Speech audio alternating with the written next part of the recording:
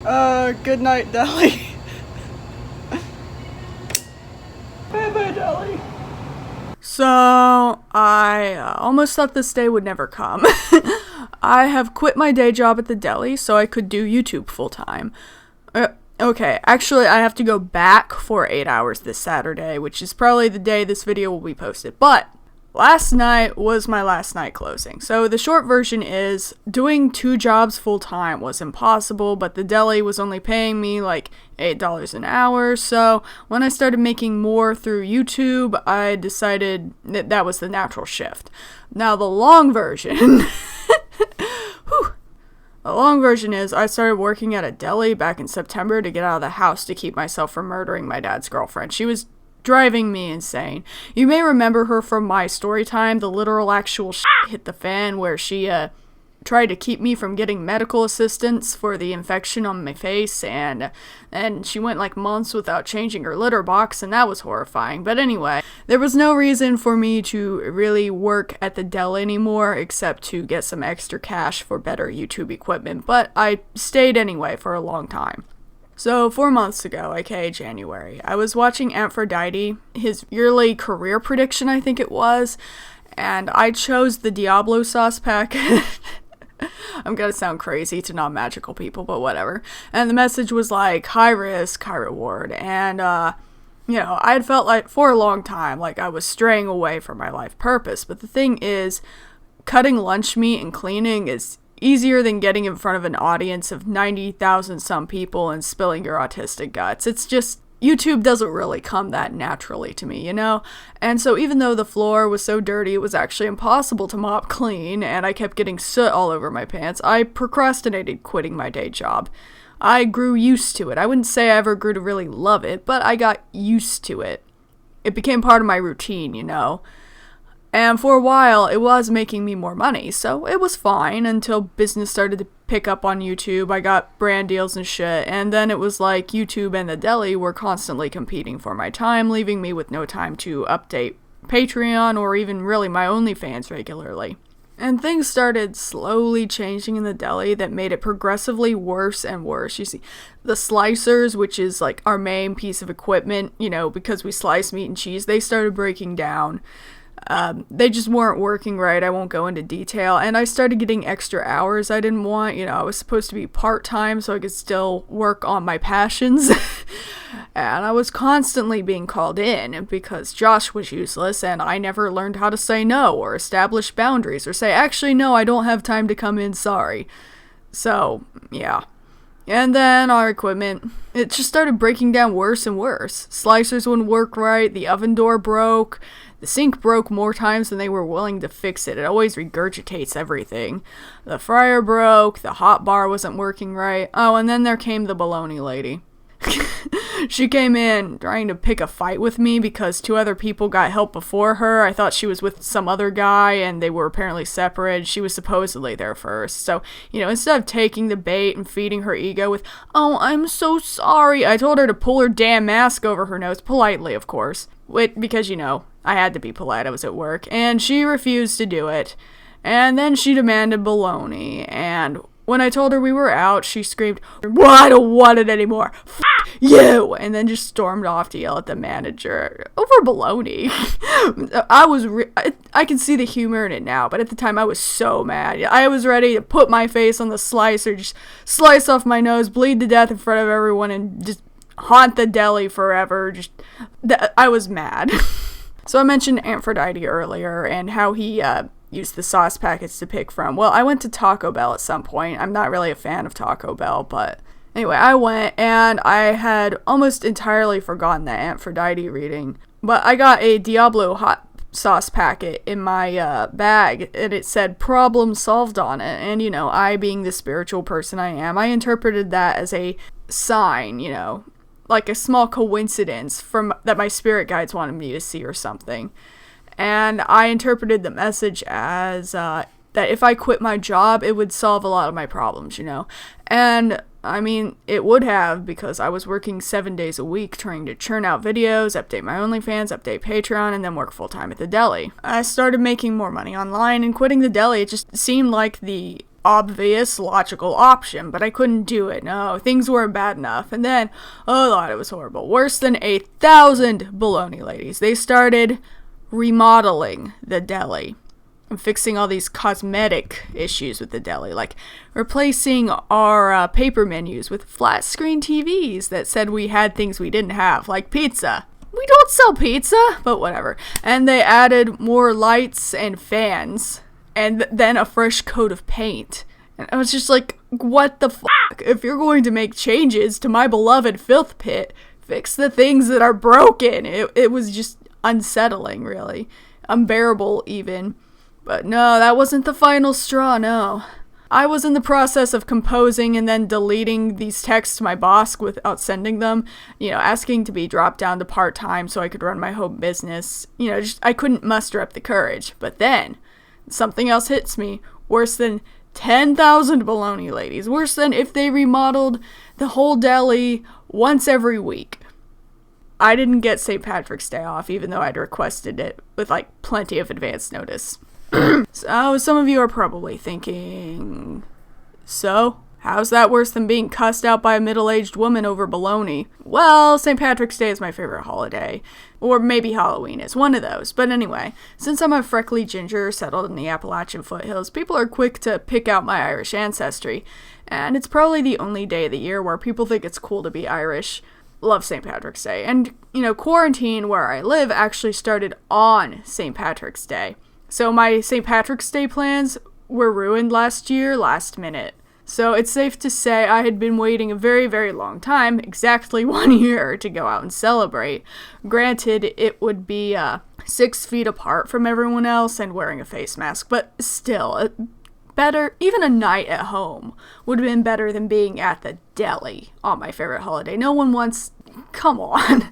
That St. Patrick's Day, I got the text from my boss telling me to be there, and it was like I wasn't even in control of myself anymore. I just impulsively sent her something to the effect of, okay, I'm coming in, but this is my 2 weeks notice, bye.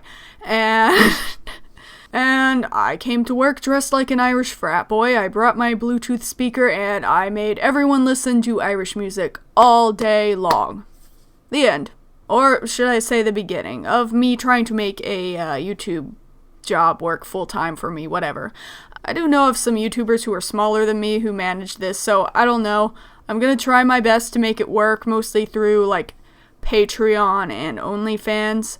But this has been a short video. I'll talk some more about the ways you can support my channel, but first, a message for today's sponsor, Skillshare, who has been supporting this channel for quite a while now, which I appreciate very much. Thank you, Skillshare. For those of you who don't know, Skillshare is an online learning community that I've come to love. They have tons of classes on art, music, tarot reading, writing, just about anything you can imagine. I think they even have classes on leather crafting. They have lots of stuff on there, and it's a lot cheaper than art school too, with an annual subscription being less than $10 a month. And I know a lot of people use YouTube for learning, but it's a lot better than YouTube in my opinion too, because the classes are taught by experts in their field. Yeah, and there's also this nifty new feature that has a transcript that you can actually follow along with automatically while still watching the video. And I love this feature as someone with ADHD, because it means I don't have to constantly rewind a few seconds when I inevitably miss something, and ADHD, I will miss a lot. So, beat that, art school. And since it's curated specifically for learning, there are no ads to interrupt your experience. You can take as many classes as you want and finish them at your own pace. And you can still share your class projects with your peers. I recommend it for lifelong learners of all ages. It's been one of my favorite online platforms for a really long time now, and I'm glad I can share it with you like this. Today I felt drawn to Jordan Sondler's class, Visual Journaling, Drawing Your Feelings. It was an interesting class because, we're always told our whole lives, a picture is worth 1,000 words, but, it amazed me about how much of my day I could just channel into 4 embellished words on a screen. I know it's supposed to be paper, but I used a screen. That's the beauty of Skillshare. The teacher can't yell at you for not following the directions, so... For my journal, I decided to illustrate how the world can seem so calm and space just so vast and empty, but inside my head, this one little point in the world, it's just a huge mess, and there are so many ideas and anxieties always jumbling around in my head that nothing can flow out untangled. And of course, this big intrusive red spot here to represent what a headache it all is. It felt familiar but unusual for now, using art for therapy, but I guess I've been a bit too technical lately and not having fun with my art because I feel pressured to make an illustration that I know is going to be a hit, that people are going to want to click on or whatever, so I always end up doing these safe illustrations, and it's just so boring. So I'm glad I took the time to slow down and take Jordan's class. Want to try Skillshare for yourself? The first 1,000 people to click the link in the description will get a free trial of Skillshare Premium membership. Thank you for listening.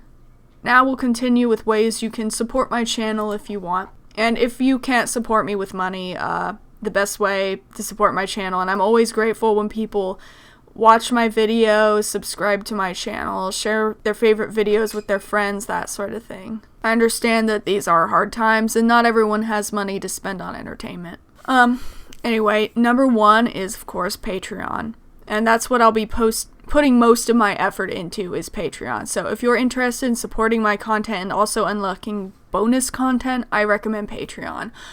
For $1, you get to see all my art in the resolution I draw it in, which is often 5 times bigger than it actually is. For $3 a month, you can get that, and you also get to see all of my videos early, and it also unlocks behind-the-scenes content, like vlogs with my face, whatever random bonuses I churn out. I admit it was poorly maintained in the past, because I was always sucked into the deli, But lately it's been better, except the $7 tier. I'm thinking about removing it or changing it because I don't draw not safe for work art that often anymore, and when I do draw not safe for work art, it's also posted on my OnlyFans, which is probably a better place for that type of content. So anyway, other than that, Patreon has been going smoothly. I actually didn't realize how much fun Patreon was before, until very recently, because I was only on the business end, and up until I think a couple months ago I wasn't supporting any other creators, but I decided to subscribe to Stargirl the Practical Witch's Patreon, and oh my god, getting extra videos each month, it's so fun, it really is. I remember her most recent Patreon only pick a card. I was wondering if I chose the right stack, and then she just started quoting Melanie Martinez and Mad Hatter, so what if I'm crazy, all the best people are, and I was just like, yes! I don't know why I felt the need to share that story, I just did. But anyway, so yeah, now that I understand what I'm bringing to the table, I hope my page makes people as happy as Stargirl's page made me. Number 2 is my OnlyFans. I admit I kind of started my OnlyFans just as an ineffective cash grab. But, now I use it to try to feel sexy and love myself again after sexual assault. That's what it means to me personally. I don't actually talk about that stuff on there because I try to keep it sexy and fun. But anyway, I'm not doing any requests or anything like that because I just don't feel comfortable with that right now. I'm trying to take charge of my sexuality, but I am 100% fully nude on there, and I'm presenting primarily as femme, but also as gender neutral other times, and there are some photo sets where I strip, so if that's the sort of thing you're into, it's $11.11 a month or $33.33 for 6 months. Commitment saves. And number 3 is buy my book, but only if you're interested. I do have an illustrated novel out called Cry for the Devil, released under the name Piper Sweeney. It's not everyone's cup of tea, though, I admit. It's definitely a counterculture niche book with some very dark humor and themes of psychological abuse. It's a comedy told from the perspective of someone with Stockholm Syndrome about his captors, one of whom I'm drawing on screen right now, and he's absolutely obsessed with them. It's a very misunderstood book, to say the least, judging by the reviews, and I confess that despite years of hard work, it did flop. It received little in the way of reviews, it cost more money to produce than it earned, and I was too nervous to send the book to reviewers because I was afraid they'd misunderstand it in the way my audience did, And at first, I was upset, I admit, getting very few reviews. Most of the ones I got didn't seem to understand what I was going for at all, and I wasn't being recognized for all the hard work I put into it, and, it was just very discouraging. But now I'm okay with my book being a flop because At the end of the day, I wrote the formula-breaking book I wanted to write for myself, not the book I thought would be a bestseller. Of course, that doesn't stop people buying the book just to support me, blind to what a crazy experience it's going to be, and then they're like, you used what as a murder weapon? You think kidnapping is funny? The narrator just agreed to what now? The main character's got away with what now? Did you just develop your narrator through subtext instead of having a self-aware character I'm used to who knows what's going on? And why is the narrator not the titular character? Why is Already such a spoiled brat? And for the love of everything holy, why is Elijah so hot but problematic? I want to f*** a 2D alky manipulator now, and it's your fault. 2 stars. Why did you do this to me? I read 600 pages of this shit, and now I'm just as crazy as you.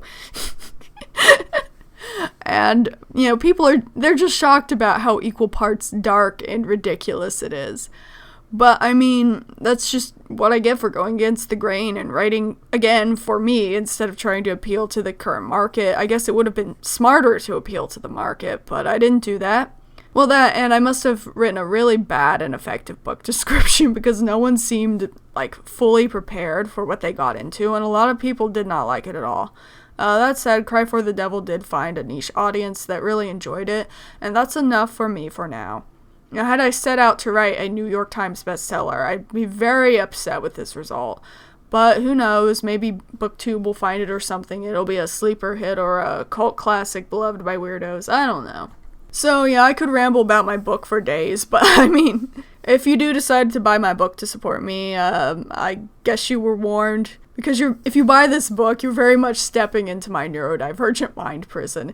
It's nothing like whatever dark mainstream fiction people are reading now. It's like a dark comedy from someone who was raised on Tim Burton movies and majored in psychology and used humor as a mask when they were traumatized over and over again throughout their whole life and then decided to capture that mood in a novel while drunk. I don't think I can describe it any better than that without spoilers. Just, telling my mental state when I wrote that. I was not in a good place. But I guess if you enjoy the official Elijah J. Walker Twitter account or the Already Constantino Instagram account, you'll like the book. If reading through either of those, though, makes you feel frustrated as hell and not in a good way, definitely don't buy the book. Already is annoying, Elijah is an asshole, and William is dumb as balls. Speaking of the book, for those who are wondering, it is part of a series, but I'm thinking about, since the story is told out of order, just abandoning book 1, starting at book 2, which goes back to the 90s, and then, telling the whole story chronologically from the villain's points of views instead of victims like William, and, I guess releasing the next 4 or 5 books, releasing them under whatever I change my name to. I don't know what I'm gonna do. I'll never abandon the story entirely, of course, because, again, I wrote those books for me, but since it's not making me any money, I can't prioritize book 2, and that's why it's taking so long, and I'm a slow writer. So a heartfelt apology to fans of the book. I have no idea when book 2 will be done, or book 1 of the next series branching off of it. I guess we'd call it a spin-off, but it's actually the main series, and I guess the first would be a spin-off, except how can you spin off something that doesn't exist yet? It. I'll just wing it. I'm also stuck in research hell right now because part of the book takes place in Greece in the year 1999, and a part of it takes place in 1992 in Australia and then in Philadelphia, and it's just hard to research this shit. Also, it's a lot easier to talk out the back of my throat when I sit up straight, but now I'm kind of far away from my microphone. I need a better setup, god damn. Anyway. The challenges of being transmasculine. Okay, anyway. Number 4, fourth way to support me is my merch. I almost forgot about this. I do have a store. Everything in there is on, I just don't advertise it very much, but everything in there is print on demand. My most popular item is this Blessed Be Mother's t-shirt. There are prints there for my best illustrations for Cry for the Devil, and I'm also starting a new print collection with these fake Polaroids that are autographs from the Cry for the Devil characters, starting with Simone, who is the lead narrator and villain protagonist of book 2. Next, I think I'll do William. He's not exactly the main character of the series, but he is one of the narrators, and a lot of people really connected with him, so I'm gonna do him next. I think a lot of people would like to have a lot of fans of the book would like to have an autograph from William, and yeah, after that, I'm thinking about making some phone cases, but I don't know because a lot of the phone cases were discontinued or aren't available for printing in my country, so not sure what I'm gonna do, but I will hopefully have another merch drop sometime this summer. I don't know. Well, I guess that's it. I've been rambling on for like 20 something minutes now. I'll cut some of this down, I guess, and please rate, subscribe, support me if you have the money for it, and blessed be, motherfuckers.